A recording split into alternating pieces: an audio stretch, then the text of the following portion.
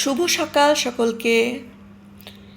শুধু একবার বলেছিলাম আমার হাত কেটে যাওয়াতে মানে স্টিচ লেগেছে, তা আমি রুটিটা বেলতে পারছি না, বাট রুটি খেতে আমার খুব ইচ্ছে করছে।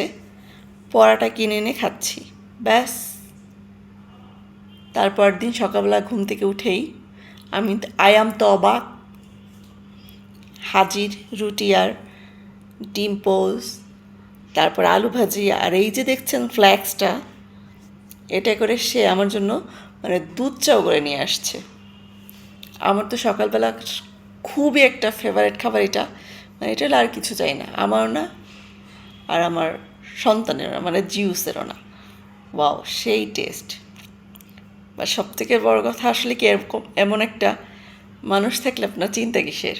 বাহ, এই যে দেখেন, তার একবার বলতে পারলেই হয়েছে, মানে দুনিয়া ইয়া করে দিবে, তারপরে সেটা তার করতে হবে।